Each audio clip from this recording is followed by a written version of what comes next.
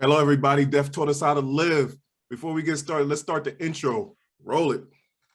Mama told me don't wait on miracles. Don't give them reason to come for your soul. Don't bow for nobody. Nobody can get you at all. You know you got it if you want it all. Mama told me don't wait on miracles. Don't. Welcome back, everybody. AVM Superhero here. Thank you for joining us for another episode of Death Taught Us How to Live. This time I have a special guest from California. His name is Mista Doesha. He's a music talent artist, and he had a stroke. And I'm very happy that he's actually on our show because one, he is a music artist, and two, he's a Black man in our community. With you guys all know, as Black men, we are very shy about our health and we don't want to go see the doctor. So it's very important that you do it and actually understand the warning signs. So without any further ado, let me get Mr. Doja on here so he can actually talk about himself. How you doing, sir? I'm good, brother. How you doing today? I am well. I am well. I've been watching you for quite a while. I wasn't sure that you was a stroke survivor. I knew you had music and I was following you with your music and all that, but I wasn't really paying attention that you was a stroke survivor. What happened to you that unfaithful day when you had your stroke? Well, I actually have a song about it called That Day, which it kind of explains that whole event. But woke up in the morning, wasn't feeling right, got to work. Everybody else noticed that I was off. Called my wife, headed to the emergency room. As I was driving to the emergency room, my left side of my body started shutting down. Got to the emergency room, let them know my symptoms. They immediately, started attacking the problem. And yeah, they told me I had a stroke like a few hours later. So, Mr. Doja, did you know that you was having a stroke, or did you just think of something just wrong with you or off? I just thought I was off. I had no idea until they told me what it was. You know, a lot of people tell me that. A lot of people say that, hey, I had a stroke, but I didn't know that I had it. Like, everybody think it's some big thing. Like, when we used to watch Fred Sanford and the Son back in the day, when he said, Elizabeth, I'm coming, you have a heart attack, it'd be like some kind of big type of thing. It's very subtle when you have a stroke. And if you don't pay attention to the symptoms, it can get very, very, very bad. So fortunately for you and your wife, you guys got to the hospital in time and actually was able to, I guess, was the clot busted? You had an ischemic stroke?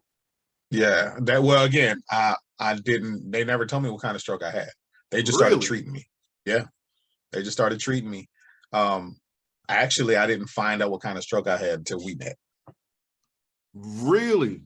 Yes. And this was 2017. So my primary care doctor never told me. The neurologist never told me.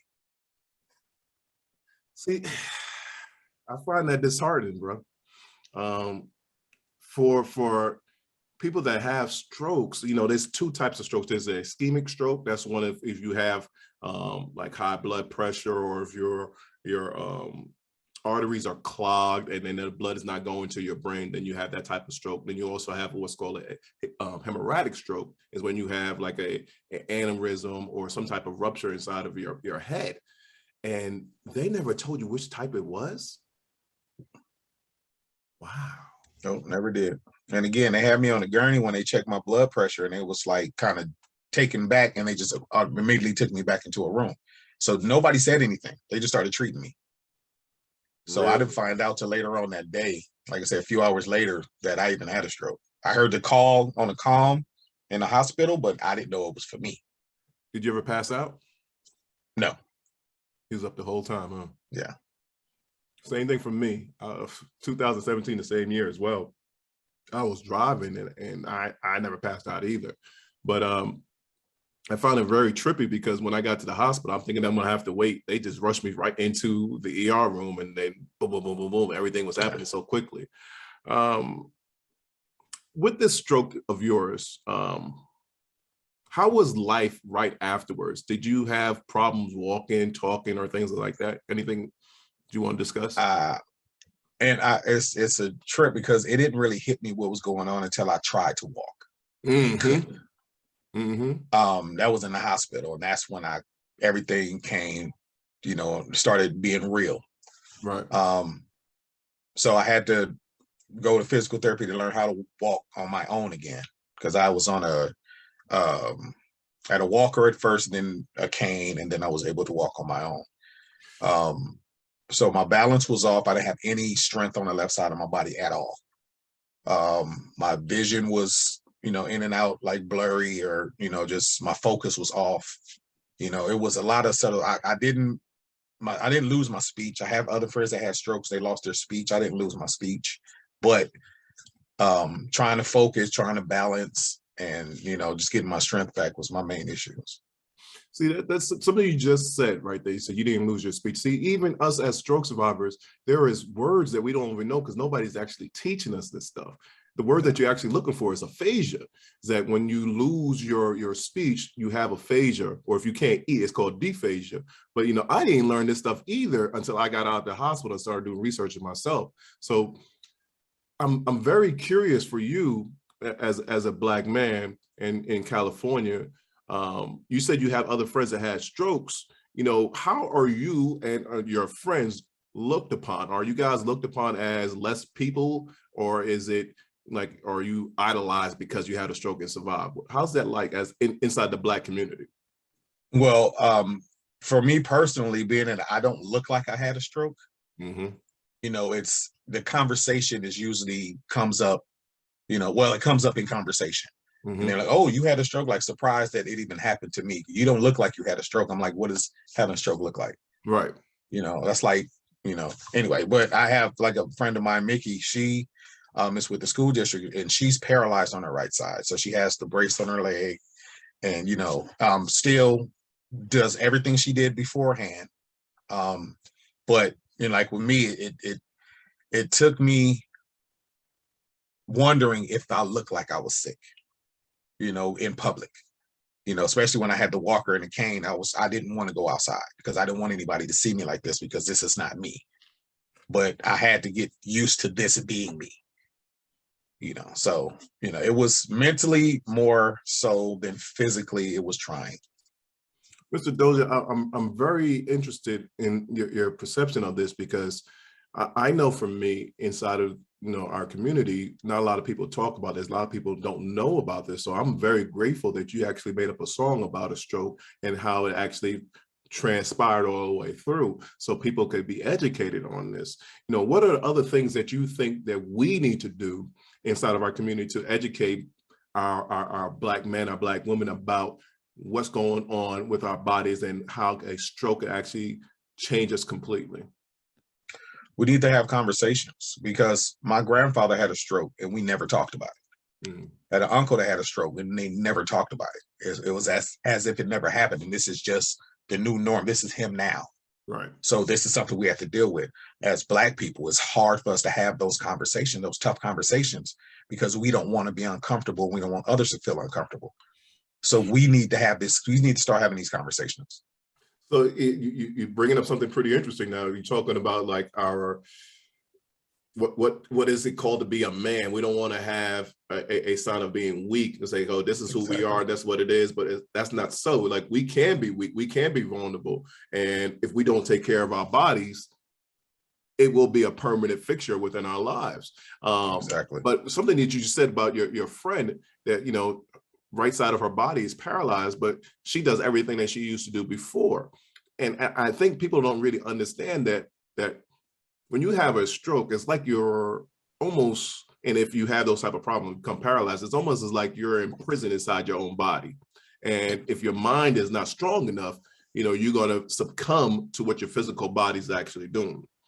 So I know that you say you don't have those physical ailments anymore, but I know you probably still have some invisible ailments, and also you have the memory of the stroke. So am I saying anything outside the norm when I say that your mind has to be strong in order for you to move on after a stroke? 100%. It's more of a mental thing. You have to make sure that you're mentally strong before you become physically strong. I had to tell myself that I was going to get past this, that my life was going to continue. Depression set in almost immediately once I realized what was going on. The fact that I couldn't hold my daughter, my newborn baby, was just, that right there really broke my heart. And I was like, after everything I've been through, everything I survived in my life, this is what's going to, bring me to the point of not wanting to, to give up. And I'm like, nah, that's not me. Right. And it actually gave me a new outlook on life itself. It was bigger than me enjoying, all the fatty foods and all the sodas and all this stuff. It was about me taking care of myself to make sure I'm around for my babies and I'm around for my family. I'm around for myself. I said the same thing to myself. When this happened to me, I thought I was going to die. And I talked to God and I said, please save me, because I got so much more to teach my daughters. Our babies always the ones that gets us, man. The strongest man makes them weak in the knees is your baby, Yes, baby girls. So I get that. So let's dive in a little bit more about, your perspective of life has changed. I know that you are a music artist right now. Was you a music artist before? And also, did anything transpire to make you even a better artist because of your stroke?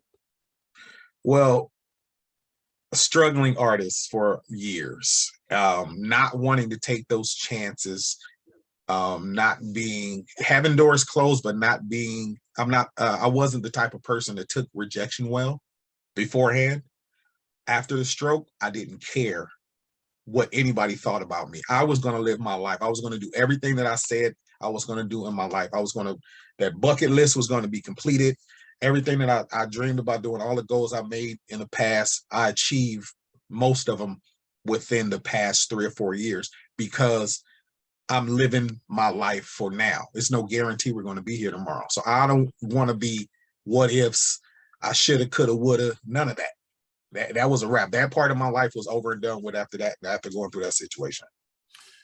I'm glad you said that, and I think a lot of people need to hear stroke survivors and unstroke survivors alike, because you said life is not guaranteed tomorrow and it's over in the blink of an eye. It could change that quickly. You never know. So you doing all these things and you're not scared of that word no anymore. You're not scared of failure anymore. You just want to do whatever you want to do. And if it doesn't work out, it doesn't work out. If it does, it does. But I'm not going to be on my deathbed. And this is the thing I think people don't really understand. You don't want to go back to the hospital, laying down, can't walk, looking up at the ceiling and say, dag, I wish I did this. Dag, I wish I did that. Once you have that instilled inside your head, because I know for me, I was in the hospital for 6 weeks. And I was like, when I get out of here, watch out. Yeah. So the same thing that you're saying to us right now is that you have that mindset, like, you was a struggling artist before, but now that word struggle is not part of my vocabulary anymore. I'm here. And if you don't like me, the next man will, or the next woman will. I'm going to be there. I hear you, brother.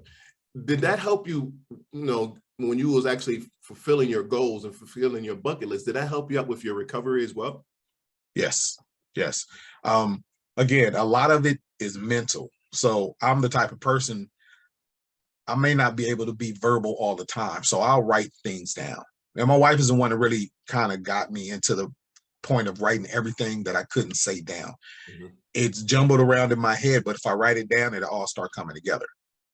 So that is how that day song came about. My wife told me, she was like, I know you're stressed out about what's going on and everything. Just write it down. And it turned into a song. It wasn't intentional. It was not intentional. It turned into a song. And then, I did my thing with it. But that's a good one. Thank you. But it's like I said, it was the mental part. Once I got past that and I got to a point that I'm going to get past this, and I started telling myself, this is not going to beat me, it's when everything started going in the right direction as far as my career mainly. And my family. My family brought my family closer together. It brought me close together with my 2 older girls, my mother and my dad. It really got me to a point where I'm going to love you regardless on what's going on, and you're going to accept it. Mr. Doja, even if you don't like it. You're saying something that's very profound right now, and I don't want to skip over this. You just basically said that, hey, once you stopped and put everything into perspective, everything became into focus instead of just trying to fight after it and fight after it and beat down, and all of a sudden nothing is happening. I have realized once I stopped fighting and just let go, everything started to fall into place for me. I was a very stubborn person. I probably just like how you were, I'm a man's man. I'm going to get up in the morning, do this, that, another, and this is how it's going to be done. And not listen to anything else in this world because I know what the heck I'm talking about. But now I wouldn't even say humble myself, but I made myself a base so everything could be observed at once. And if you have the right answer, or if I have the right answer, or whoever has the right answer, this is what's going to happen. And we're going to go with that. So you saying it brought your family together. I'm just thinking like maybe before, it could have been turmoil because you might have had one way of thinking. And then all of a sudden you have a different way of thinking, that you're more observant of your family, more observant of people, of their time, and you're more considerate. Is that a true statement, or am I off? Yes. No, that's a true statement. And the fact that I'm, being a stubborn person, if I would be the type of person, you would have to contact me first. If we had an issue of falling out, you would have to contact me first. And then it got to a point where it's like, I might not be here for me to pick that call up, or you might not be here for us to fix this. So let me fix this now. Right. Even if you don't want it, I'm gonna step out on faith and I'm gonna say, hey, we had a falling out. Let that be the past. Let's work this thing out. And if you don't want to do it, I did my part. I have no guilt and no ill feelings in my heart towards you. I did my part. You don't want it, it's fine. But I don't have any regrets. So if I was to go tomorrow, I'm cool with the way our relationship is because I did my part. I love that, Mr. Doja. I love what you basically saying to me. Because I had that same type of mindset when I thought I was going to die. And this is the hand of God. I'm telling you this. When I thought I was going to die, before I had my stroke, my wife and I was arguing bad. There was a lot of issues in our marriage. I'm not married to her anymore. But when I was about to die, anger, insecurities, jealousy, negative thoughts, none of them was present. Yeah. Not a single one of those thoughts was there. So I was thinking to myself, if I pass this and I still live, I'm not going to live this way anymore. Yeah. I'm not going to hold grudges no more. I'm not going to be mad at people anymore. So it's the same thing that you're saying to me, right? Like, yes, sir. Why do you have that? Don't you know that you holding these grudges? It's hypertension, high blood pressure. Why are we doing this to ourselves? Like you said, you're not eating those nasty foods anymore. But again, conversation. Nobody told me that stress was a cause of stroke or heart attack. Nobody told me that eating certain foods was going to be damaging to my body. There was just, this stuff I've been eating since I was a kid. Comfort food. Exactly. And I was like, this is the smallest I've been since high school. I was dang near 400 pounds. Really? Yeah. Yeah. I started on the journey of fixing it before I had the stroke, but that right there was just like, I'm not doing it fast enough. I'm not doing it the right way. This needs to be fixed.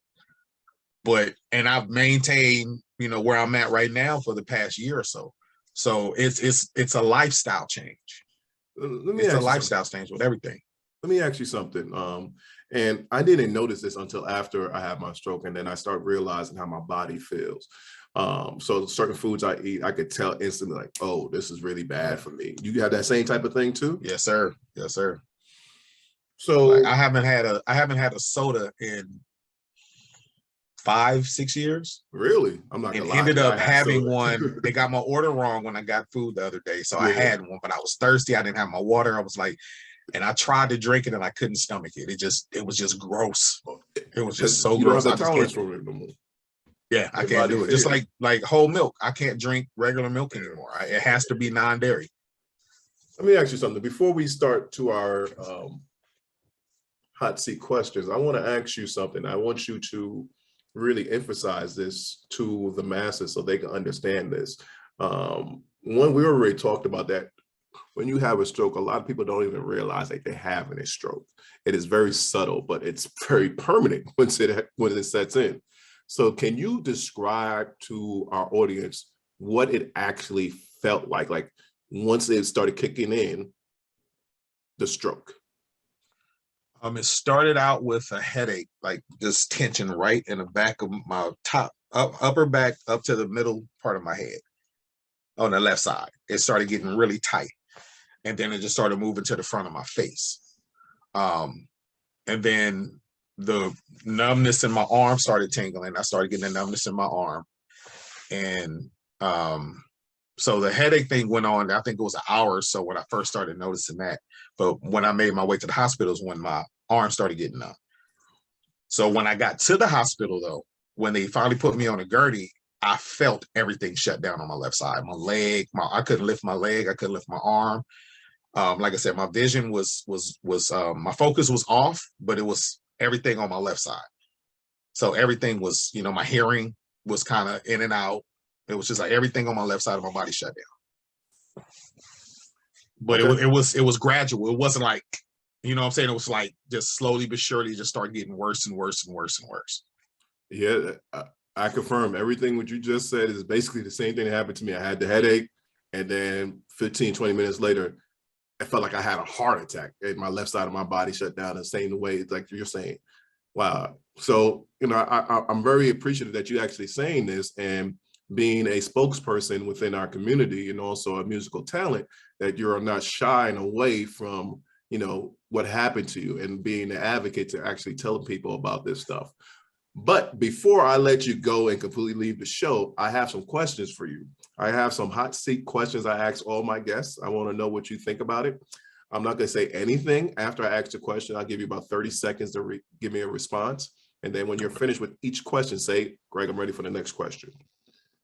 Then after that, I want you to close out the show. I want you to tell us who you are, what music you have, how can we find your music, any websites, or any motivational stuff that you want to leave for us, any merch, anything.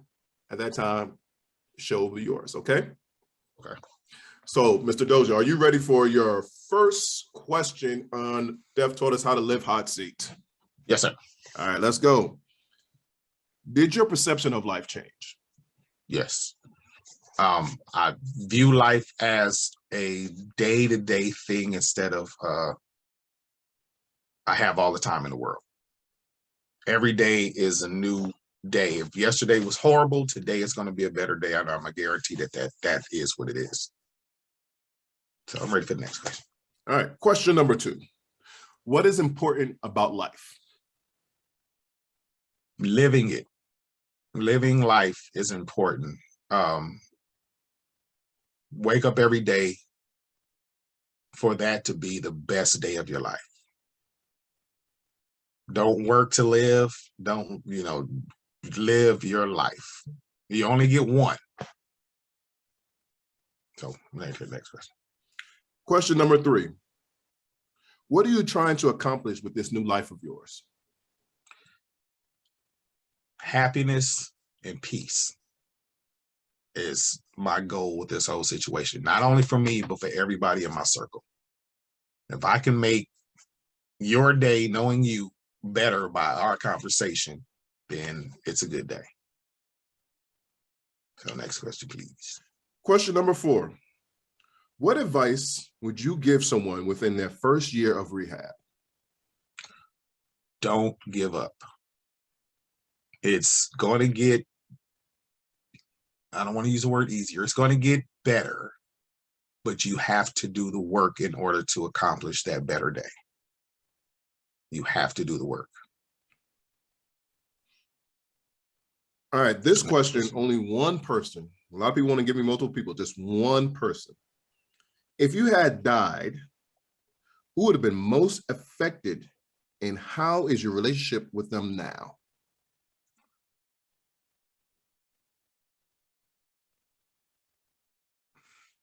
I would say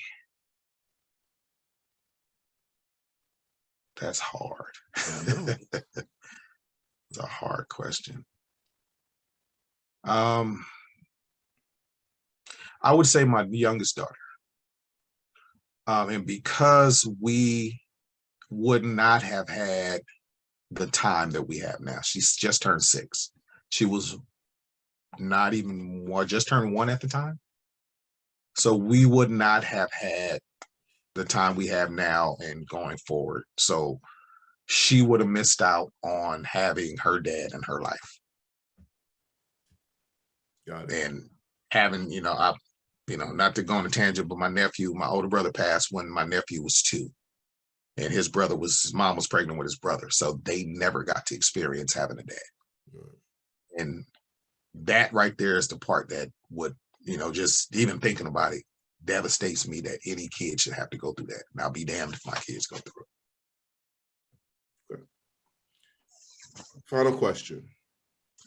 What did the threat of death teach you? That tomorrow isn't promised. That being a good person should be everybody's goal for the day, because being a crappy person, losing your life, that's something that you and God gonna have to have that conversation. So it's taught me to be the best person I can be, as long as I can be. Well, Mr. Doja, I thank you so much. You're off the hot seat. I really appreciate your questions and conversations. But at this time, I'm going to turn the show over to you. I want you to close out, and anything you want to share with us, feel free to. So I am Mr. Doja. You can find all my music on all major streaming platforms. I do not want you guys to think that all my music is pleasant, happy, joyful. I am an artist. So let's leave it at that. You can find my merchandise at grimrealityentertainment.net or mrdojamusic.com. I actually just recently got back off a tour, so that's another accomplishment to go through what I went through. So all support is appreciated. If you just follow me on Instagram, it's Mista Doja on all social media platforms. Follow me, you speak to me, I speak back. I'm very approachable. I appreciate you having me on, brother. Just everything you're doing is just amazing, and I'm glad to be a part of this. Well, thank you for actually accepting my invitation. I really appreciate you. I really appreciate what you're doing in our community, and also that you're fulfilling your goals and you're teaching other people to do the same. What else can I say, brother? Thank you so much, and live your life and have a great day, sir. So you do the same, brother. All right. Every time I sing, I just feel nice inside. Can't sit down every day with my mind just a spin. So me wake up and shake up, ready to face the day.